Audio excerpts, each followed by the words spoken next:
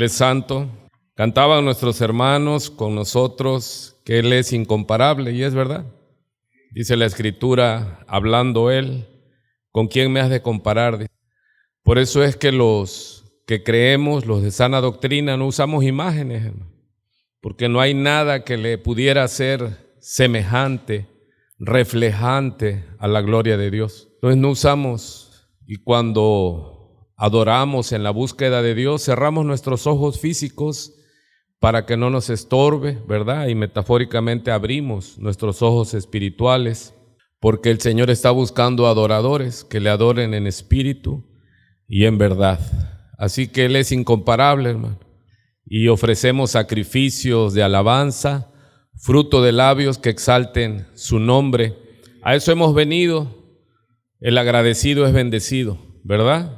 Nuestros cultos son miércoles y domingo y tenemos santa convocatoria y venimos a eso, hermano. Entramos en su templo, por las puertas, con acciones de gracias, con júbilo. Somos agradecidos porque hemos aprendido en la doctrina que todo es de Él y de lo que Él nos da es lo que nosotros le damos.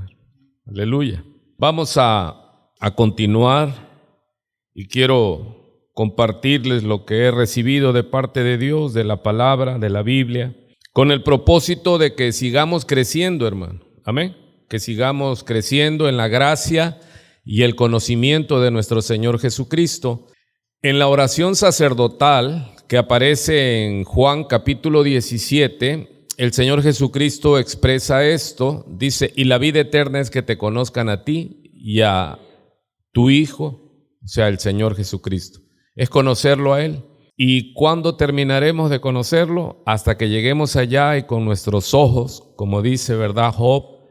Después de deshecho mi cuerpo, con mis ojos he de ver a mi Redentor. Hay cosas del cielo que no sabemos, hermano, que la misma revelación bíblica no nos dice bien a bien porque es por fe y es en esperanza, ¿verdad? Pero sabemos que algo glorioso, increíblemente majestuoso nos espera. Así que animémonos a continuar en este camino y siempre el propósito de cada predicación es la edificación de la iglesia, el crecimiento. Edificación quiere decir que seguimos, ¿qué? Construyendo hasta que todos lleguemos, dice Efesios 4 en adelante, del verso 11 en adelante, hasta que todos lleguemos a la estatura de un varón maduro en Cristo Jesús.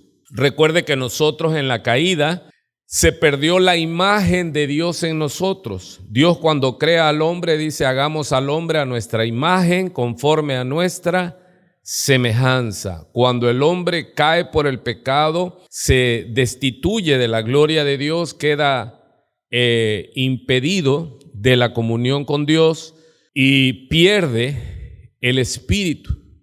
Y lo que se trata la Biblia es de la imitación de Cristo, de volver a ser un varón que refleje la imagen de nuestro Señor Jesucristo. Amén. Para que no se sientan las varonas, varón y varones.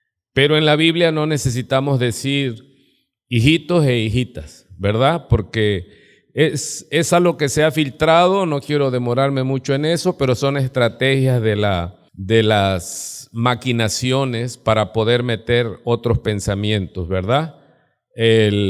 Ayer bromeaba yo con los hermanos en el culto de oración, en la mañana, en la tarde, y le digo buenas tardes a todos, a todas y a todes, le digo. Y se quedaron así. Pero es solo algo para dibujar una sonrisa, como esa imagen que vemos allí, un niño haciendo trampa para medir más, para crecer más, ¿verdad?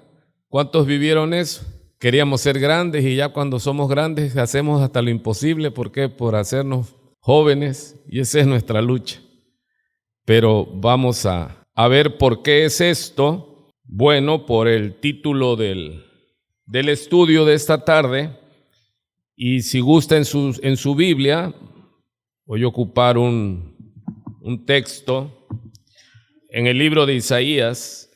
Para encontrar Isaías, busque Salmos o Proverbios y de allí sube y fácilmente llegará a Isaías capítulo 46. Damos gracias al Señor en esta hermosa tarde, hermanos. que estamos de pie.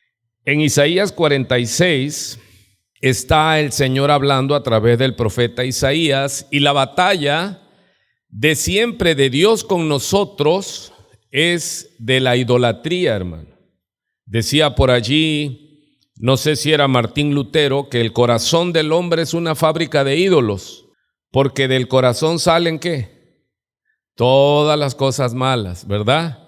Los homicidios, los robos, etcétera, etcétera, etcétera. El egoísmo, la idolatría está, y por eso no recuerdo bien quién fue, pero uno de esos hombres de la antigüedad dijo, el problema del hombre es que su corazón es una fábrica de ídolos, ¿verdad? Somos dados a ser dioses de todo. Y esta es la lucha de Dios. Por eso Él dice que no nos hagamos imagen de ninguna cosa que está en los cielos, ni en la tierra, ni debajo de la tierra. Se postró Bel, se abatió Nebo, sus imágenes fueron puestas sobre bestias, sobre animales de carga. Esas cosas que ustedes solían llevar son alzadas cual carga sobre las bestias cansadas. Fueron humillados, fueron abatidos juntamente. No pudieron escaparse de la carga, sino que tuvieron ellos mismos que ir en cautiverio. ¿Qué está diciendo aquí el Señor? Les está diciendo a su pueblo, a las naciones, que cuando fueron llevados cautivos, ellos también cargaron con sus ídolos, porque ellos tenían que llevar a los ídolos. ¿Dónde aparece también esto? En el Salmo 115, dice que tienen ojos y no ven, oídos y no huelen, manos y no palpan, y luego dice, tiene boca y no hablan, pero ¿qué más dice? Tienen pies y no caminan. Dice que hay que cargarlos, porque están muertos. Semejantes a ellos son los que los hacen y los que los adoran. ¿Y qué les está diciendo aquí Dios a través del profeta Isaías? ¿Dónde está su confianza? Ustedes confían en estos ídolos, que hay que subirlos sobre las bestias a la hora de viajar, a la hora de que ellos iban en cautiverio. Y Él se revela a sí mismo para con ellos y para todo aquel que tenga oídos para oír. Y así dice el Señor en el verso 3, y dice, oídme, oh casa de Jacob, y todo el resto de la casa de Israel, los que son traídos por mí desde el vientre, los que sois llevados desde la matriz y hasta la vejez, yo mismo, y hasta las canas os soportaré, yo hice, yo llevaré, yo soportaré y guardaré. O sea, a Dios no tenemos que andarlo cargando, Él nos sostiene. Aleluya, hermano. ¿Quién confía en ídolos hechos de madera, de bronce? No, Él nos hizo y Él nos ha, ¿qué dice? Traídos por mí desde el vientre, los que soy llevados desde la matriz hasta la vejez. Dice, yo mismo, desde la cuna hasta las canas, os soportaré. Yo hice, yo llevaré, yo soportaré y guardaré. Lo decimos en primera persona. Él me creó, Él me sostiene, Él me ha sostenido desde el vientre de mi madre, me tejió. Estoy vivo porque Él me ha sostenido. Él es mi Dios, Él es mi fortaleza. Mi confianza no está en los ídolos, sino en el Dios Todopoderoso. Él es nuestro Dios. Aleluya. ¿Desde cuándo? Dice. Hermano, Dios no es Dios sobre ti desde que Él te alcanzó. No, Él te pudo alcanzar porque Él te guardó. Y no perdiste la vida sin conocerlo, porque Él te soportó, Él te cuidó, Él te libró. Él siempre ha estado allí. Tú y yo no lo veíamos. Muchas veces estuvimos a punto de morir, pero Él nos cuidó porque Él tiene plan con nosotros. Aleluya. Él nos ha guardado, hermano. Así que mira la revelación de Isaías que dice, yo te cuidé desde el vientre hasta la vejez. Y lo vuelve a decir en el paralelismo de la escritura hebrea. Dice, y hasta la vejez, desde la matriz y hasta dónde dice, yo mismo. Y luego dice, igual, esto es el paralelo, hasta las canas. Vejez y canas es ¿qué? Similar. Hasta la vejez, ¿quién es tu sustento? Uno nada más. ¿Quién te sostiene, hermano? ¿Y qué dice desde la matriz? Desde el vientre, ¿hasta dónde? Hasta las canas, aunque no las pintemos. Pero Él nos sigue sosteniendo. Aleluya. Y algunos dicen, no tienes canas, pues no hay dónde ponerla, pues no hay cabello. Alégrese, hermano. Él es nuestro Dios. ¿Y a dónde te quiero llevar con esta palabra que Dios me da por las madrugadas? Tengo días que a las 3:40, ¡pum!, ya amaneció para mí. Y ya no me aflijo. Ya es hora me pongo a orar, a preparar mi trabajo y todo. Y me llegó esto. Por eso le puse como título a mi estudio que voy a compartir esta tarde, que estoy compartiendo. Desde la cuna hasta las canas, Él sostiene nuestras vidas. Aleluya. No es la suerte, no son los santos, no son los ídolos, no es mi fuerza, no es mi capacidad. Él es mi sostén, Él es mi sostén, Él es mi sostén. Él es mi sostén, aleluya, siempre ha sido Él, a su nombre sea la gloria. Él es el que nos guarda, iglesia. Por eso es que nosotros debemos vivir para su gloria, para ofrecer sacrificio, fruto de labios que exalten su nombre. Aleluya. Así que, ¿qué es lo que queremos comunicar, hermano? Mire, crecer, madurar físicamente, emocionalmente, pero sobre todo espiritualmente. Crecemos físicamente. Debemos de crecer también emocionalmente, que se llama la madurez espiritual. De hecho, físicamente también se llega a madurez, ¿o no es así? Alcanza uno la plenitud y después de ahí viene el descenso. Pero hay edades de plenitud físicas y se espera que también haya edades de plenitud emocionales. Eso es para el hombre natural. Pero nosotros ya en Cristo ahora tenemos en nosotros una tercera parte. Recuerde que el hombre cae en pecado y Dios le dice, ciertamente el día que me desobedezcas morirás. ¿Por qué Adán no cayó muerto y Eva inmediatamente?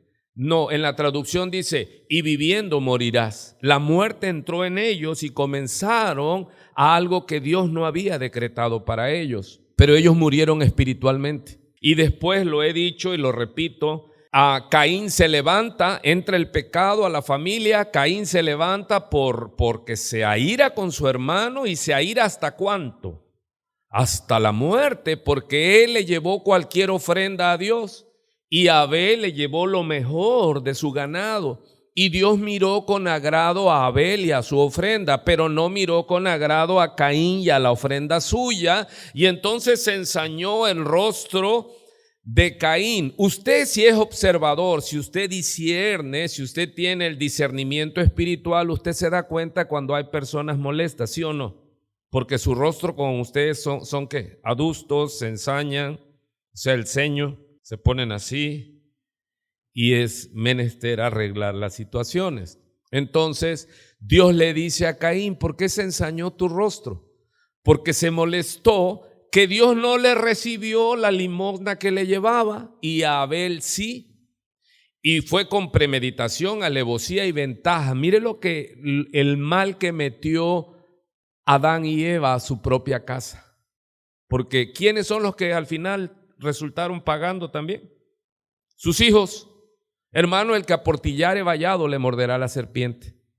Es hacerle un portillo, una puertita. ¿De qué tamaño necesita la serpiente, tipo de demonio, para entrar a tu vida? Cuando el hombre está mal, que es el sacerdote de su casa, portillas vallado.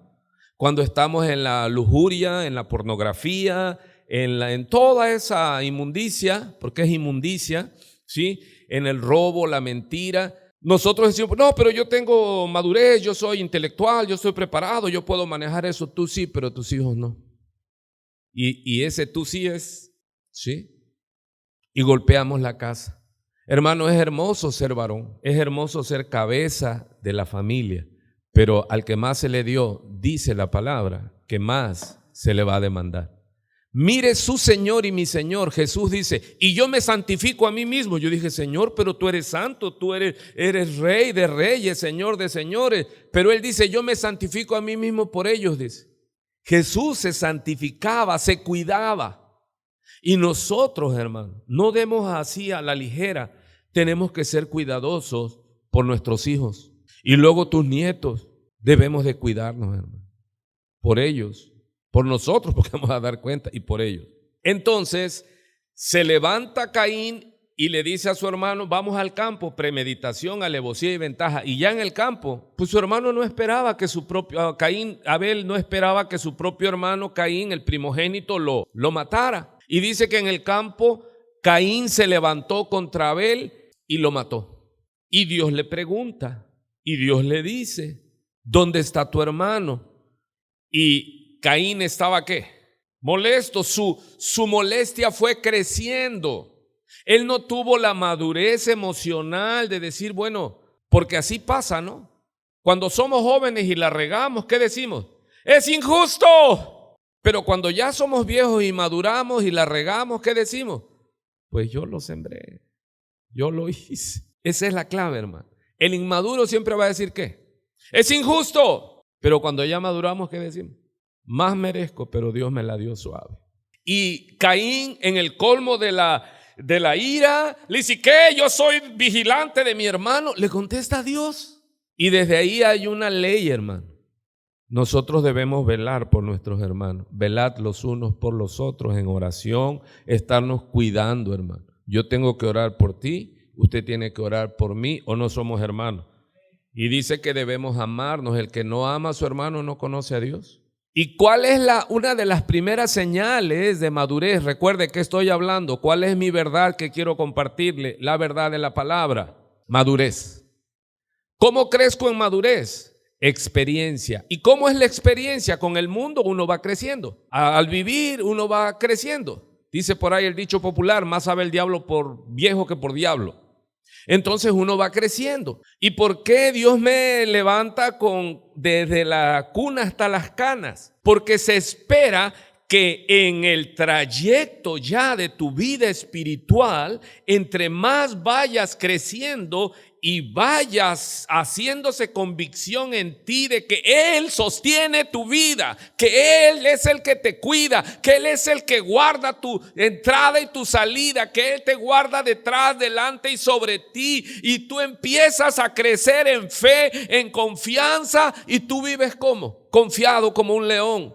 Espera el que espera en Jehová. Vamos creciendo a la medida que vamos teniendo amistad con Dios. Pasan los días, las semanas, los meses, los años, y tú te das cuenta que no es por ti, sino a pesar de ti que estás de pie. A su nombre sea la gloria. Y empiezas a caminar firme, confiado, que Él es el que te soporta, que Él es el que te sostiene. ¿Y cómo va creciendo tu vida espiritualmente? Tú vas hablando porque estás creyendo que el que te sostuvo ayer te sostiene hoy. Que el que te sacó ayer te sostiene hoy. El que te libró ayer te libra hoy y te librará de tan grande muerte. 2 Corintios capítulo 1. Aleluya. Pero vemos que Caín le dice que yo soy guarda de mi hermano. Dígale que está a su lado. Vela por mí, ora por mí, que yo oro por ti. Hermano, ay del solo, porque cuando caiga no habrá quien lo levante. No es bueno que el hombre esté solo, le haré ayuda idónea. ¿Y qué debemos hacer en la pareja? Hermano, no hay peor cosa que uno de los dos cónyuges golpee al otro. Si es tu confianza que Dios puso, tu ayuda, tenemos que cuidarnos. Imagínate que yo hable de mi esposa, que exhiba a mi esposa, pues ella no va a confiar en mí. Yo tengo que ser su guarda, su vigilante. Amén. Y ella de mí. Eso es lo que se espera. Y nosotros dos de nuestros hijos y los nietos. Y si Dios nos da bisnietos, pues bisnietos. Pero tenemos que ser cordón de 3 dobleces, hermano. Ella, yo y Cristo en nuestras vidas, creciendo en la experiencia.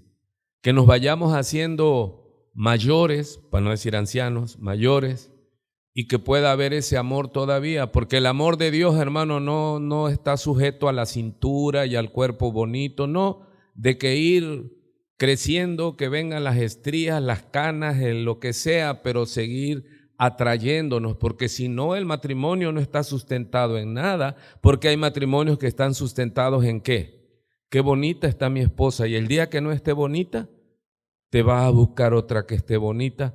No, los dos, ambos nos vamos, ¿qué? Apoyando y amando. Aleluya. ¿Para qué vas a empezar de nuevo? Y todo lo que caminaste con tu esposa, perdón, me desvié, voy de nuevo. Caín le dice que yo soy vigilante de mi hermano, y desde ahí vemos que hay una regla: orad los unos por los otros. ¿Qué quiere decir? ¿Qué? Vigilad. Yo tengo que orar por ustedes, por los matrimonios, pero ustedes también oren por mí. Porque si no, después ya no va a haber quien ore por ustedes, porque si se va este chaparrito, van a sentir de que, ay, como que sí nos hace falta. A lo mejor el otro que llegue no entiende eso, pero yo sí entiendo eso, que es la oración, hermano, ¿sí? El pedirle a Dios. Y es señal de madurez. Cuando usted deja su problema y empieza a orar por los problemas de otro, escúcheme, Dios toma su problema. Que tenga oídos para oír, que oiga. Ahora sí, ¿de qué le quiero hablar? Le dije, madurez. ¿Y qué es la madurez? Para la madurez no hay atajos. Dígale ahí a alguien si tiene confianza. Dígale, para la madurez no hay atajos. ¿Qué vimos en la figura inicial? A un niño, ¿qué? Queriendo ser más grande, y puso unos libros, pero ¿qué? Tiene que esperar el tiempo. Esperar el tiempo. Es así, para que pueda crecer. ¿Y cómo crecemos? ¿Cómo maduramos? Amados, es al pasar el tiempo. Pero no estoy hablando ya de lo físico, de lo emocional, porque recuerde que somos espíritu, alma y cuerpo. Estoy hablando, le iba yo a explicar el contexto antes de que me desviara. De allí, Caín sale expulsado de esta tierra, y Adán y Eva se quedan sin hijos en una. Uno mata al otro y él tuvo que irse huyendo, pero Dios le da otro hijo a Adán y a Eva, y le ponen por nombre Set, que significa sustituto. Y Eva glorifica a Dios por la vida de Set, porque Dios le sustituyó a los hijos, al hijo que perdió y al otro que se fue. Y dice que le nació Set a la imagen y semejanza de Adán. ¿Cómo estaba Adán? Muerto en delitos y pecados. Así que nosotros, a semejanza de Set, nace toda la humanidad. Nacemos muertos espiritualmente, hermano. La Biblia le llama en Corintios el hombre natural.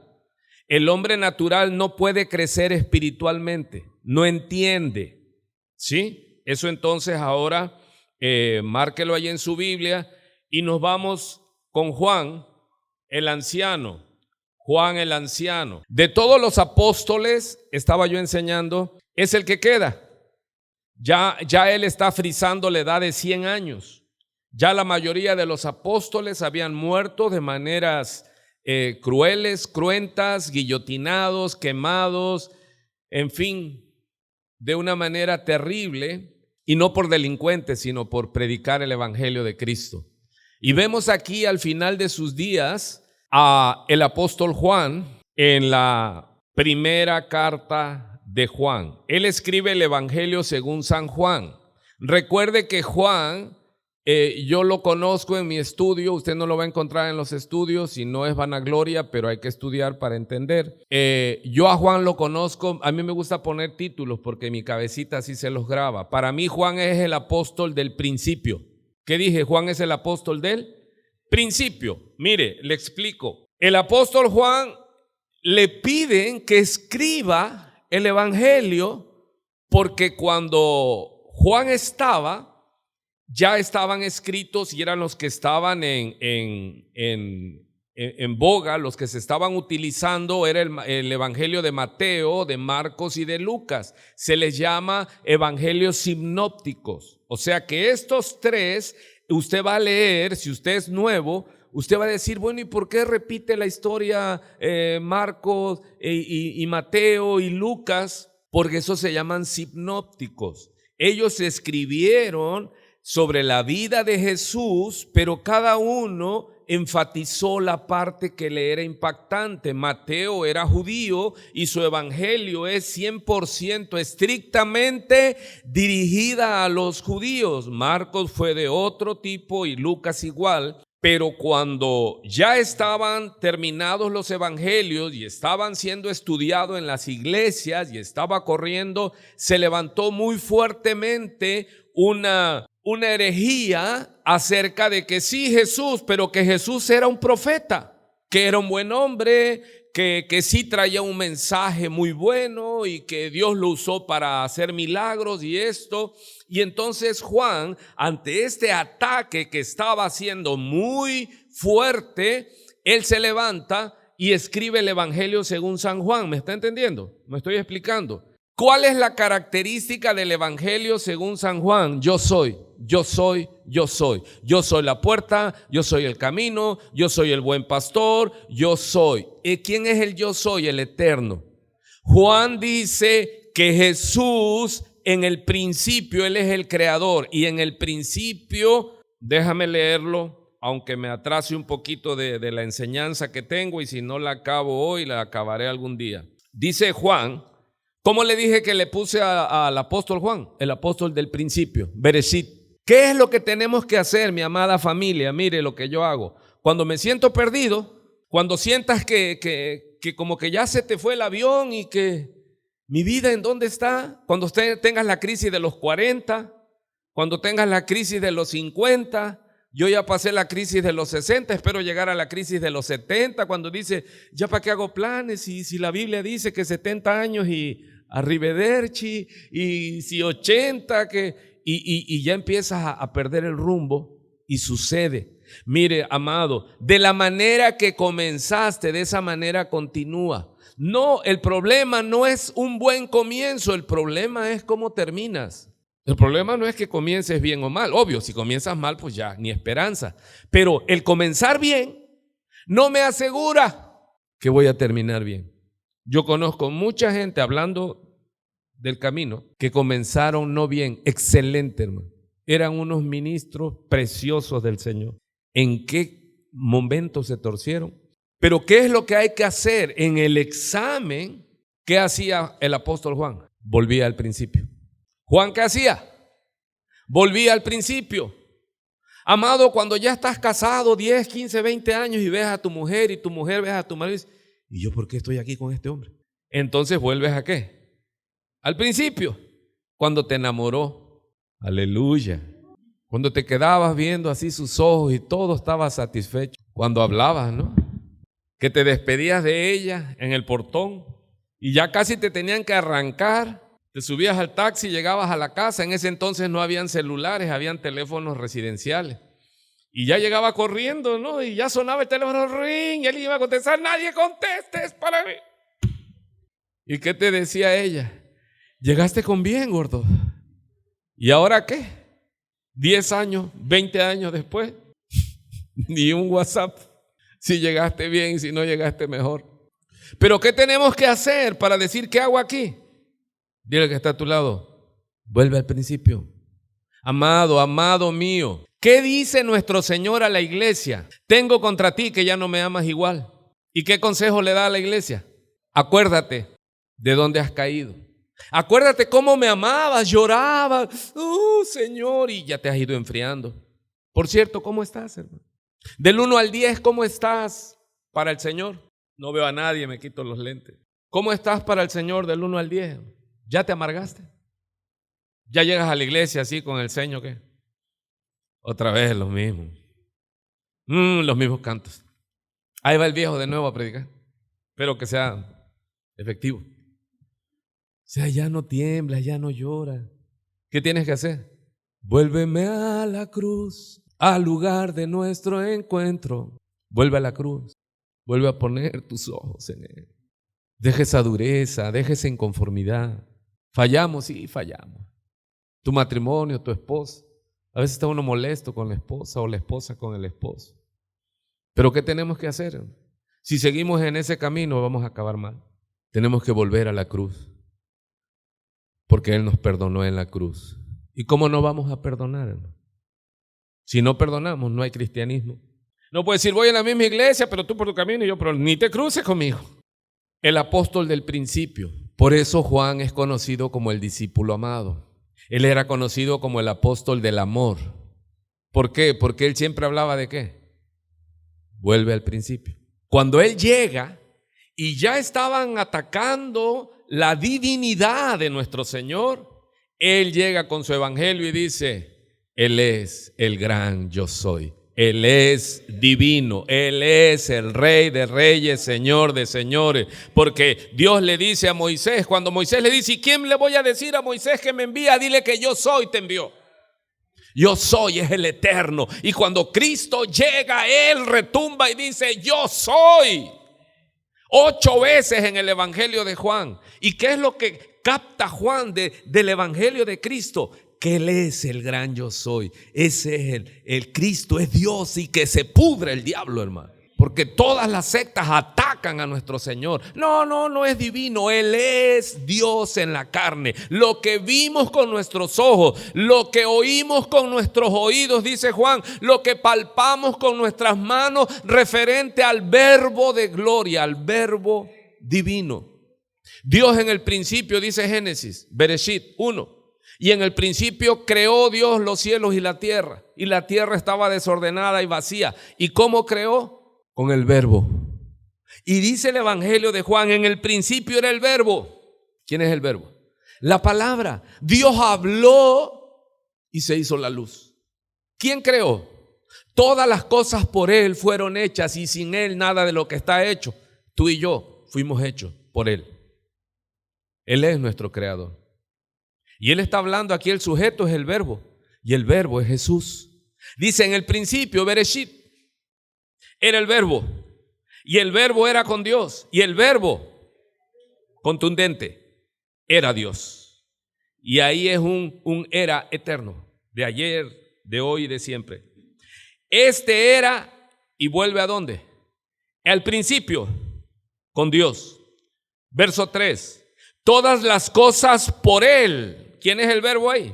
El sujeto. Estoy hablando de gramática, el sujeto. Este era en el principio con Dios. Todas las cosas por Él fueron hechas. Y sin Él, nada de lo que ha sido hecho fue hecho. Jesús es creador. Jesús es Dios. Jesús es el que desde la matriz hasta hoy sustenta tu vida. ¿Quién te sostiene, hermano? Dios. ¿Y quién? Jesús. Él te sostiene.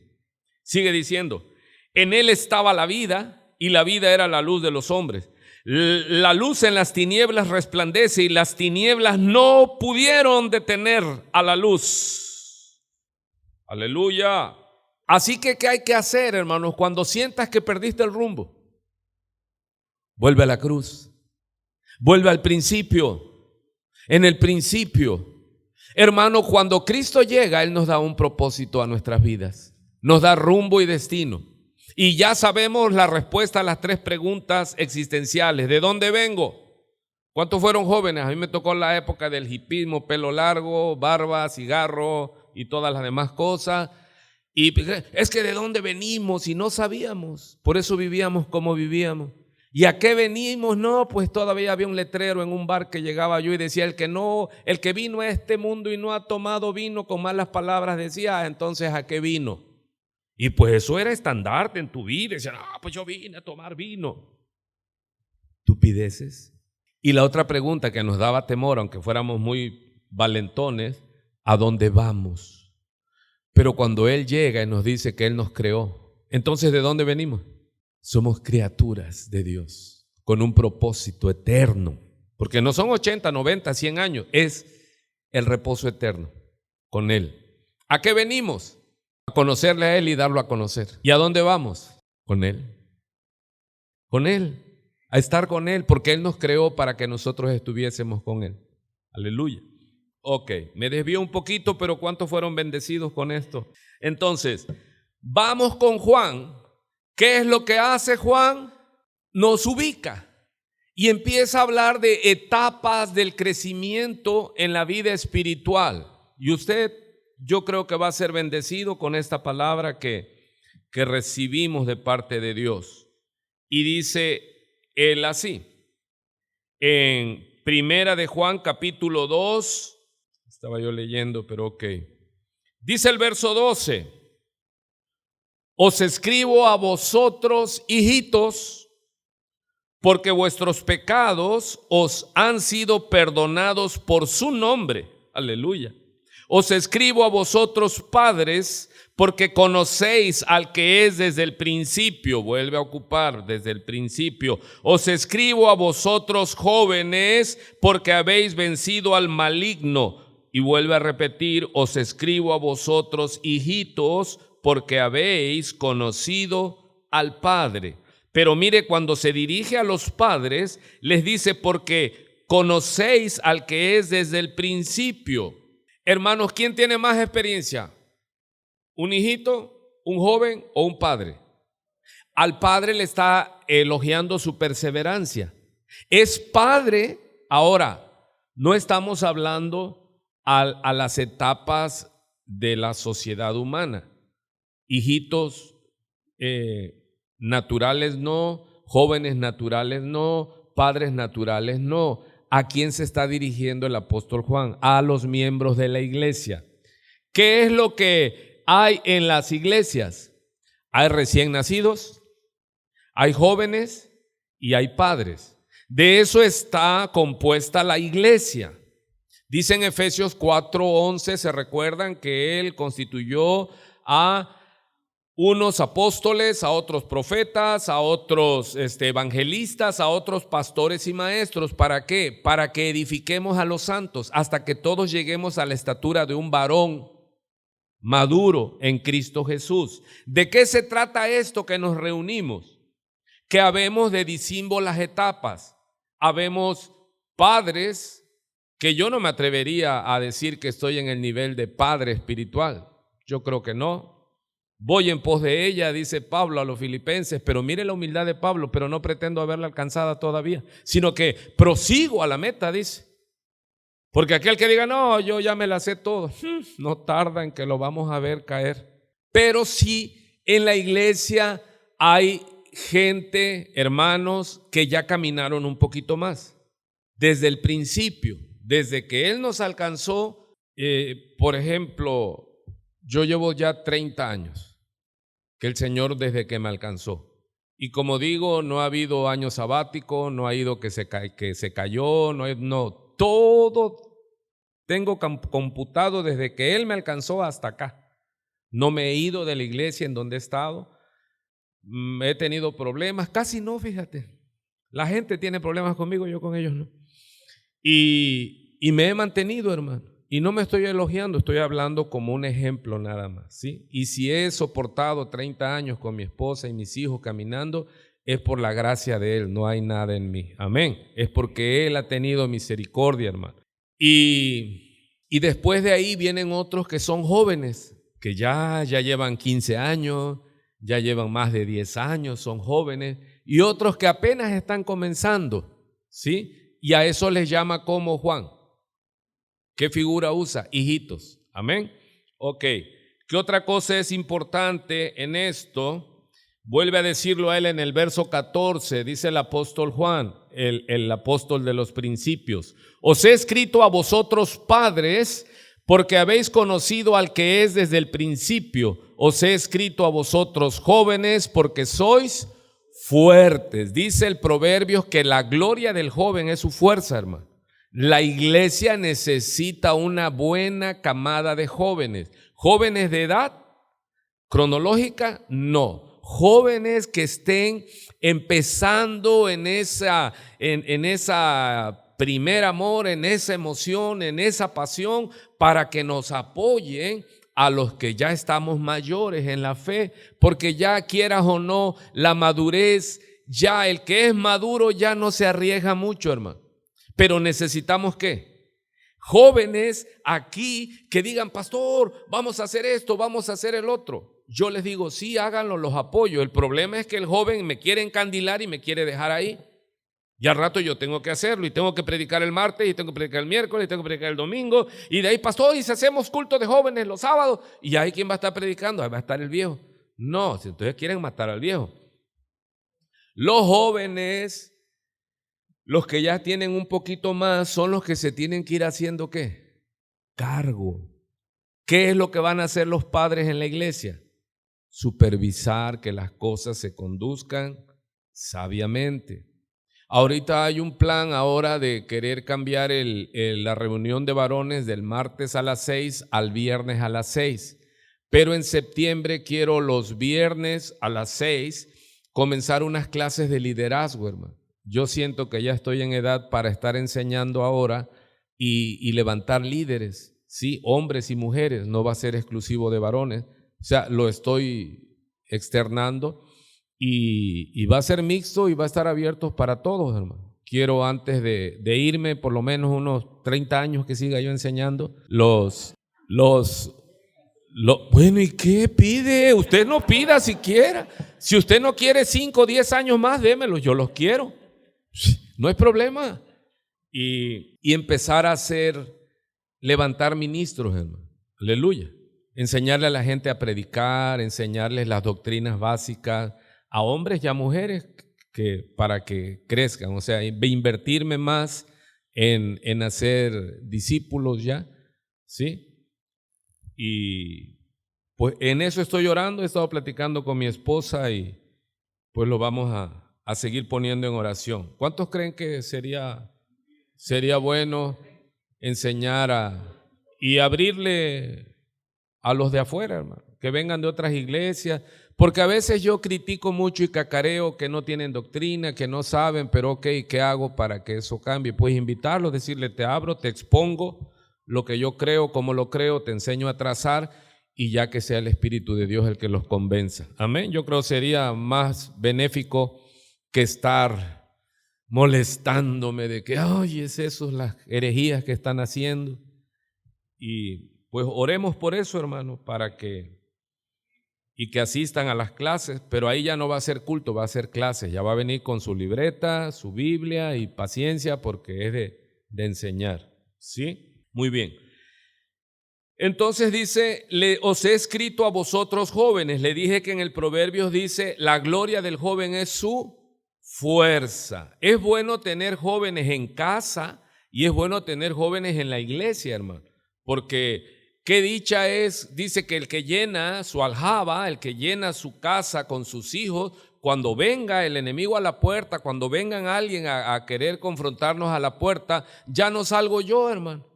Ya salen mis hijos, por eso los tengo, van al box mis hijos, para que cualquier cosa, quiero ver al pastor, muchachos, ahí están hablando afuera.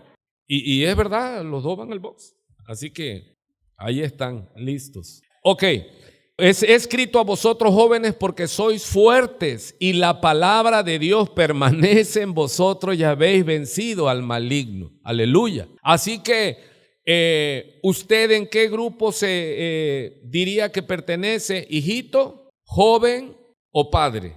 Si yo le diría, amados hermanos, ¿en qué nivel está usted de crecimiento? ¿Usted se considera hijito? O sea, acabado de nacer, bebé, joven o padre ya. ¿Cómo se consideraría? O en gestación, no ha nacido. Estoy en los lomos de mi padre todavía. Sí, porque hay gente que viene a la iglesia y quiere que se comporte como que vive. ¿Y dónde? Si no ha nacido o no. ¿Y qué hacemos? Religiosos, porque queremos que adora. Pues si no, lo siento, no sé, no lo conozco. ¿A quién voy a adorar si no lo conozco? Lee la Biblia. ¿Cómo? Si no desea la leche espiritual no adulterada para que por ella crezca para salvación. Y a veces ese es error de nosotros. ¿Quieres que tu mujer vaya contigo? Si ella no quiere, va para que Dios aplaque al loco ese.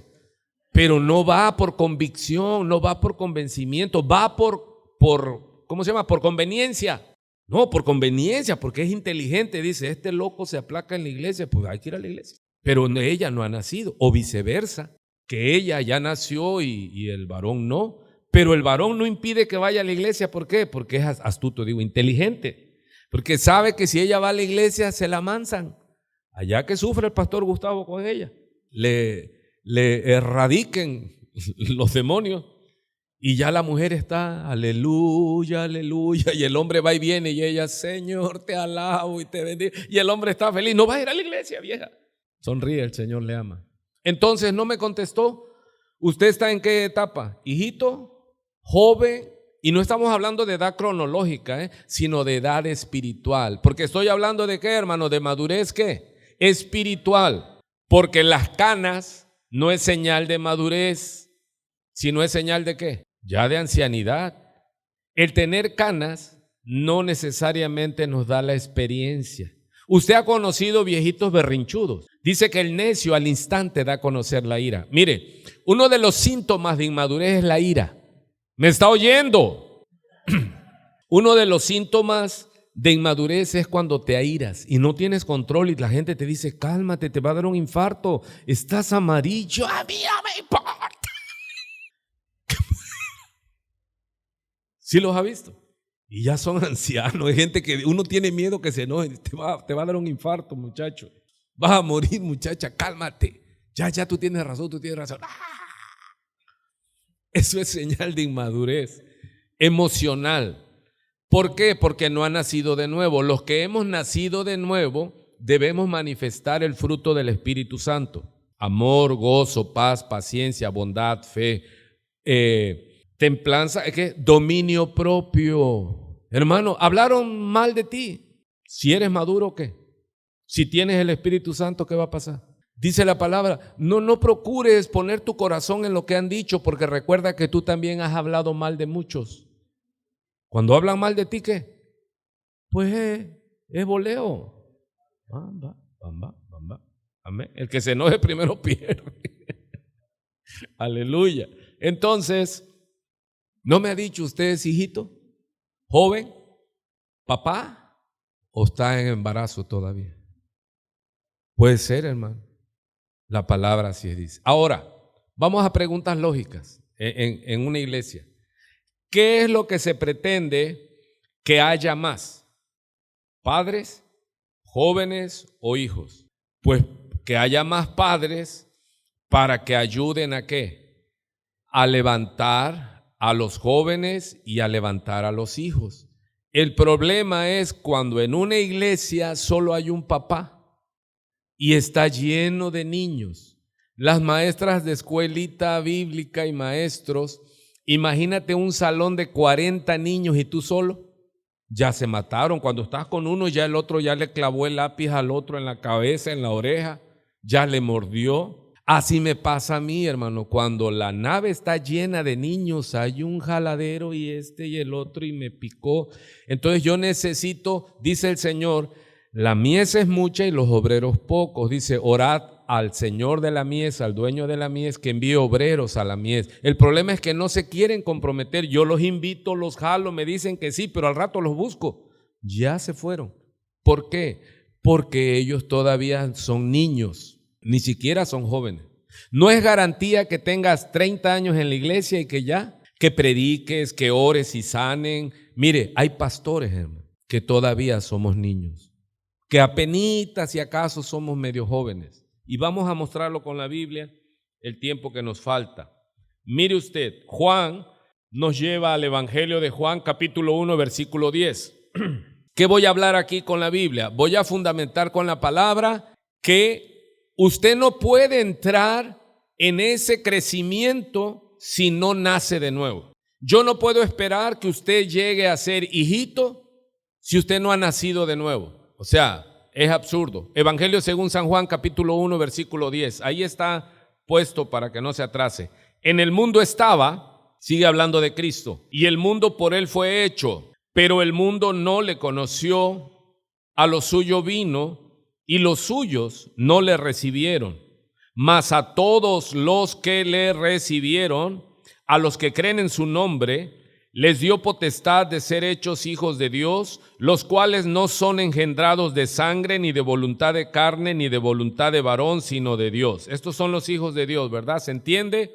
No es que se juntó tu papá y tu mamá y naciste tú. Aquí es engendrados por Dios, pero cuando usted cree en Jesucristo. ¿Cómo nacimos todos? Muertos en delitos y pecados, solo cuerpo y alma, el hombre natural. El hombre natural no entra dentro de estas etapas de crecimiento, no puede ser hijito, todavía no ha nacido. Para empezar como hijito en esta carrera y llegar a ser un padre, llegar a tener, en otra analogía dice, la estatura de un varón maduro, necesitas entrar a esto naciendo de nuevo. ¿Y cómo sé, pastor, que nací de nuevo?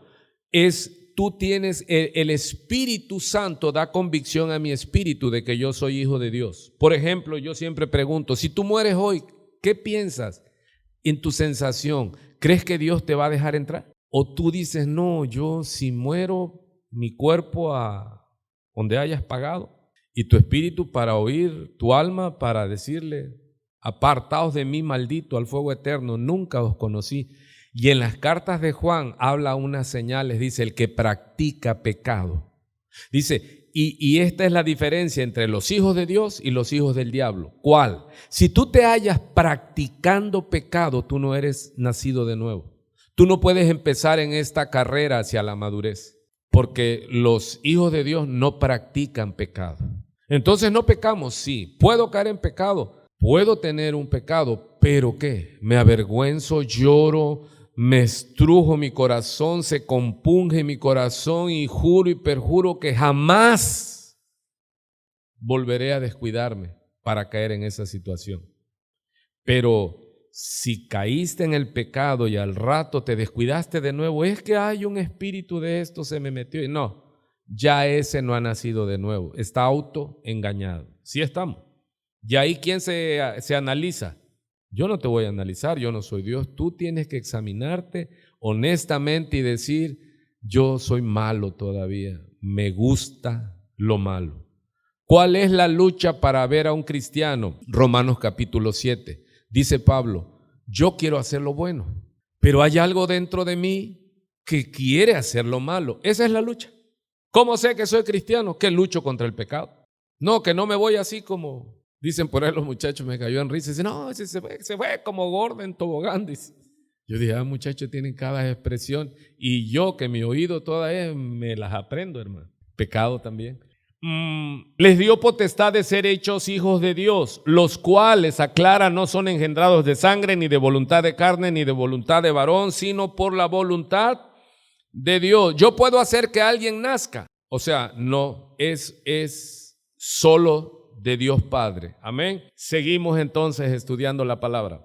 Y nos da como ejemplo el mismo Juan a un principal de los fariseos. Dice, había un hombre de los fariseos que se llamaba Nicodemo, un principal entre los judíos. Este vino a Jesús de noche y le dijo, Rabí, quiere decir maestro, o Raboni, dicen otras interpretaciones. Sabemos, en plural se infiere que él con otros sacerdotes estaban diciendo, oye, ya viste a Jesús, el de Nazaret, lo que ha estado haciendo, porque venía cumpliendo las señales, dando vista a los ciegos, oído a los sordos, resucitando a los muertos, dando palabra de consuelo. Y le dice entonces Nicodemo, sabemos que has venido de Dios como maestro, porque nadie puede hacer estas señales que tú haces si no está Dios con él. Y mire cómo responde Jesús, de cierto te digo, que el que no naciere de nuevo no puede ver el reino de Dios.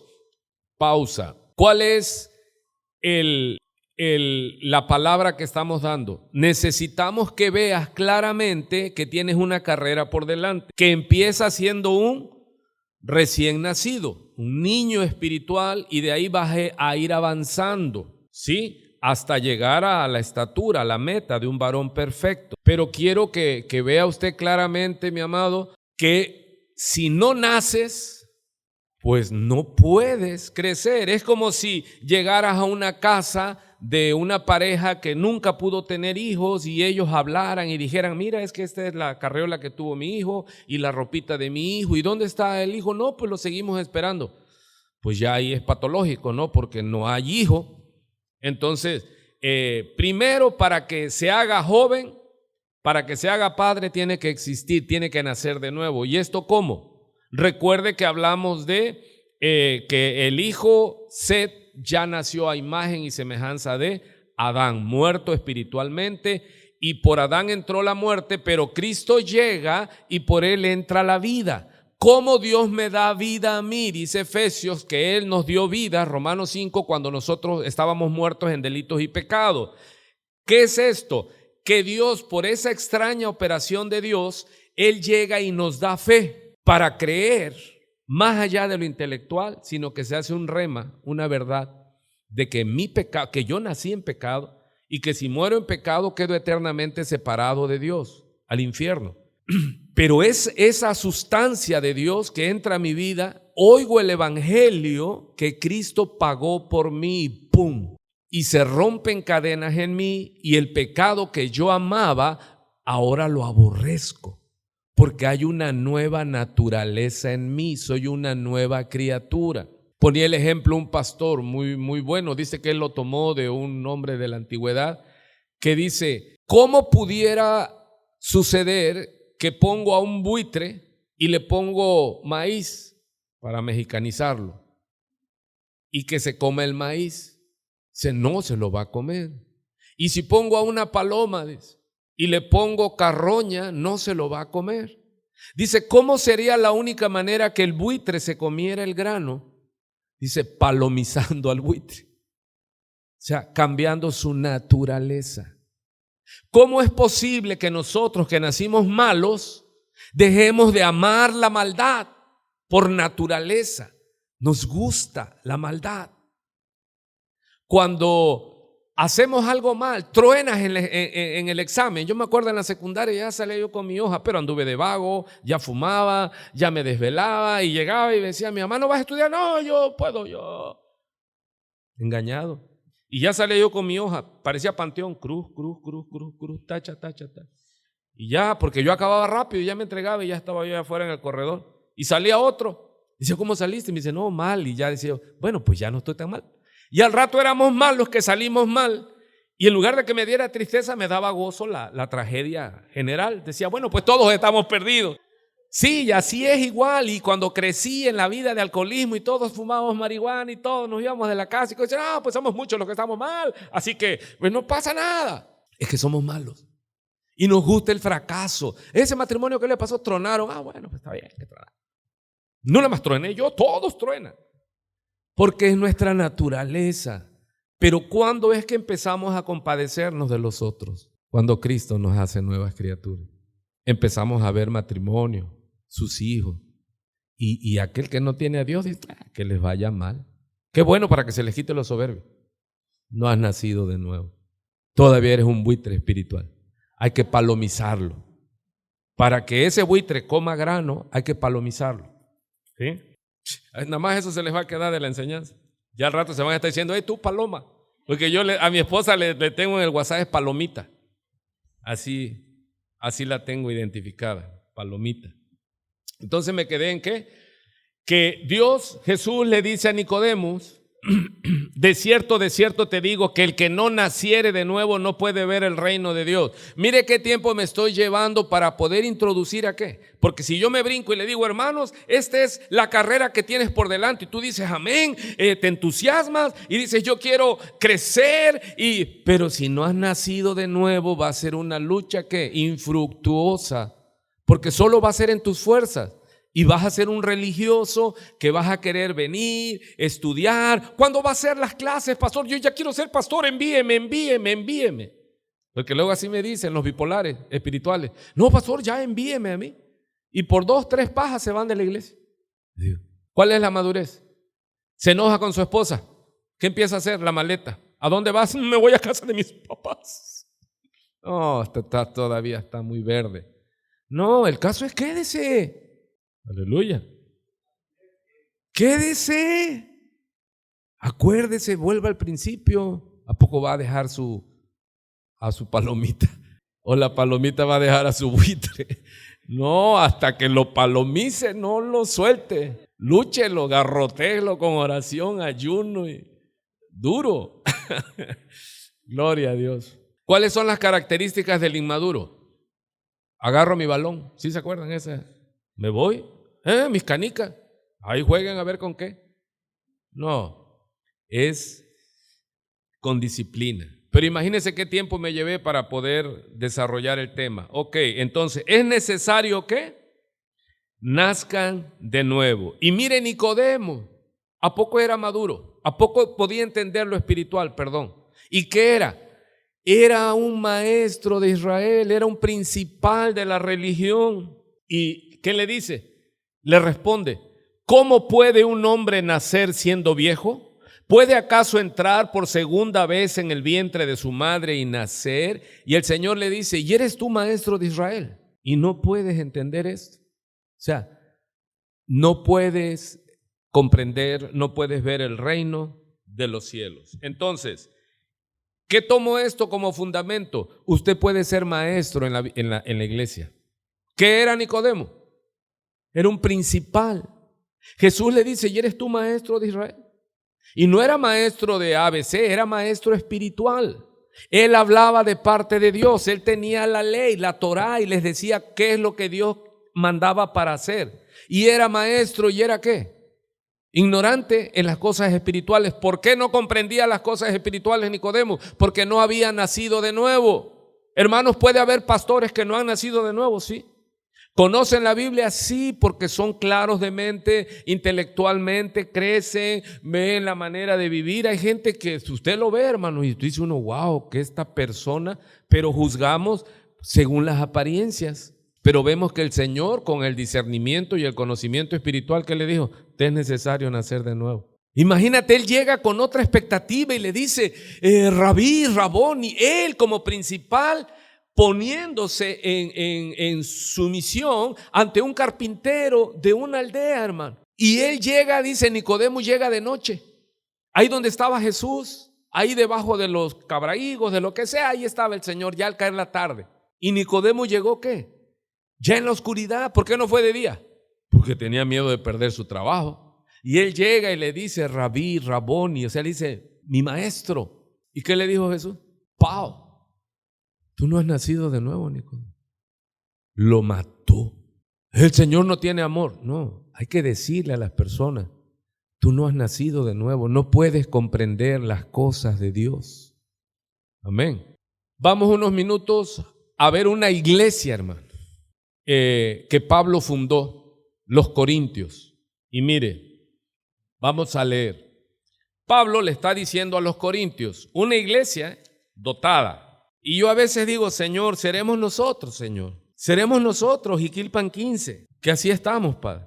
Porque ¿cómo ven la alabanza, hermano? Bonita, buena, sí. Aquí tenemos gente que ora por los enfermos y algunos han sanado. Aquí tenemos gente que sabe Biblia, sabe versículos de memoria.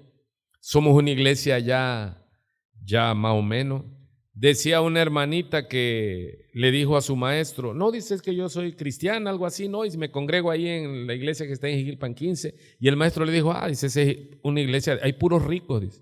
¿En qué no los vio? Pero bueno, quizás por los alzados. Primera de Corintios 1:4. Mire lo que les dice Pablo de parte de Dios. A la iglesia de Dios, dice Primera de Corintios 1, verso 2, no lo puse allí, pero dice el verso 2, a la iglesia de Dios que está en Corintios. ¿Qué era en Corintios? Era la iglesia de Dios que está en Corinto. A los santificados en Cristo Jesús, llamados a ser santos, con todos los que en cualquier lugar invocan el nombre de nuestro Señor Jesucristo, Señor de ellos y nuestro. Y dice, gracia y paz a vosotros, de Dios nuestro Padre y del Señor Jesucristo. Después de este saludo introductorio, va al tema, al cuerpo de la carta, y dice, gracias doy a mi Dios siempre por ustedes, por la gracia de Dios que os fue dada en Cristo Jesús. Vea el 5 conmigo. Porque en todas las cosas, ¿en cuáles? En todas las cosas fuisteis enriquecidos en Él. ¿En cuáles de esas cosas? En palabra. ¿Y ocupa qué? Toda palabra. O sea que en la iglesia de Corintio había sana doctrina o no. Toda la doctrina, había toda la ciencia. Noxis dice ahí, y en toda Noxis, en toda ciencia. O sea que la iglesia de Corintios, ¿qué, hermano? Ahí, permíteme la expresión, ahí el más pelón se hacía raya en medio. O sea, todos tenían capacidad de hablar la Biblia, trazar la Biblia, tenían conocimientos aún naturales, culturales, o sea, era una iglesia que iba de parte de Dios. ¿Quién les dio esos dones? Dios dice, porque en todas las cosas fuisteis enriquecidos en Él. Dios le dio a esa iglesia capacidad para entender la Biblia. Dios le dio a esa iglesia capacidad para entender las conductas humanas. Además, dice, el testimonio acerca de Cristo ha sido confirmado en vosotros. Se les predicó el evangelio de Cristo. No estaban errados, no estaban equivocados, se les había predicado a Cristo. Pero de tal manera, dice el verso 7, que nada os falta. Si se da cuenta, en los dos versículos dice en toda palabra, en toda ciencia, en toda la gracia, y en nada les falta. ¿Qué es lo que? En ningún don, esperando, solamente le agrego la manifestación de nuestro Señor Jesucristo. Usted diría, hermano, ¿qué le falta a esa iglesia? ¿Qué le faltaría? Nada. Pero cuando usted sigue, ahora, déjeme decirle ya por cuestión de tiempo, que es la iglesia que más sufrimiento le causó al apóstol Pablo. Y era la iglesia ¿qué? Más dotada. Y fue un dolor de cabeza impresionante para el apóstol Pablo. Él la fundó y le decían de todo, hermano, que él no era apóstol, que él nada más quería el dinero, que él nada más quería la fama. Cuando yo leo esto, estudio a conciencia, digo, pues de lo que dicen de mí está papita. Pero lo que llama la atención es que una iglesia dotada, hermano. Es una iglesia dotada. Hermano, ¿qué nos falta aquí? Queremos alabar a Dios y ¿qué? Tenemos gente dotada en la música. Vienen los muchachos, he sido testigo. Yo empecé con la guitarra, luego gracias a Dios nos bendijo con la vida de mi hija, de mi hijo, y empezó a dar clases y empezaron los muchachos a cantar, a tocar. O sea, eso es un don. ¿Y para quién y para qué? Para Dios. O sea que usted llega aquí y usted no tiene problemas con la alabanza. Porque hay iglesias donde llega y dice, hermano, para la gloria de Dios voy a entonar un canto. No, chifla mejor. Eso no es para la gloria de Dios. Prepárate. Oren para que se levante un ministro afinado por lo menos. Amén. Perdón. Ok, seguimos. De tal manera que nada nos falta en ningún don. Pero déjeme... No estaba alta. 3 minutos. No, 3 minutos. Luego les explico por qué. 3 minutos. En el verso 10. Mire cómo empezó. Y solo al verso 10, Pablo les dice, he sido informado. Os ruego pues, hermanos, por el nombre de nuestro Señor Jesucristo, que habléis todos una misma cosa. Y vuelven el paralelismo. Y que no haya entre vosotros divisiones. Que habléis todos una misma cosa, y luego en otro renglón, que habléis todos una misma cosa, es paralelo, es sinónimo, pero ese es el estilo literario que se usaba. ¿Qué estaba pasando en una iglesia dotada? En una iglesia con conocimiento. Había unos que decían, no, es que yo pienso que así, y había otros que decían, no, es que yo pienso que asá. Dice en Santiago 4, ¿de dónde los pleitos y las guerras entre vosotros? En la iglesia, dice, ¿no es de vuestras pasiones? O sea, cuando eres inmaduro tienes una iglesia en guerrilla, hermano. O sea, todos se levantan, todos quieren ser más. No, ¿por qué va a cantar él si yo quiero cantar? Yo quiero púlpito. Predica primero en la calle, luego te damos púlpito. Y empiezan las contiendas. Así que Pablo ya les está diciendo, les escribe en el mismo capítulo 1, solo 10 versículos.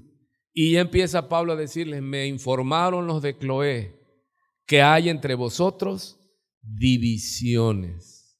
Hermano, ¿cuál es la característica de una iglesia inmadura? ¿Qué tenían ellos? Doctrina, dones, talentos, sin que le faltara nada. ¿Pero qué les faltaba? Que era una iglesia niña porque acababa de nacer, Pablo la fundó, estaban apenas los dones ¿en qué? En crecimiento. Quizás los más latosos al rato aquí vayan a crecer y vayan a ser ¿qué? Padres de esta iglesia. Pero también les van a pagar igual, porque si te acuerdas cuando tú eras un niño rebelde que rompía las cosas y el pastor decía, no estoy de acuerdo, está mal y esto y el otro. Cuando seas pastor, cuando seas líder, también así te va a brotar el karma, dicen ahí. En la Biblia dice que Dios no puede ser burlado, que todo lo que el hombre siembra, también cosechará. Amén. Entonces les dice, y que no haya entre vosotros divisiones, sino que estéis perfectamente unidos en una misma mente y en un mismo parecer, porque he sido informado acerca de vosotros, hermanos míos, por los de Cloé, o sea, otro grupo, y repite que hay entre vosotros pleitos. En una iglesia así, pleitos. Diga que está a su lado, pleitos. ¿Contiendas? ¿Sucede en las mejores familias, sí o no? Hermano, usted tiene un matrimonio que se ve preparado, hasta con títulos los dos, doctorados.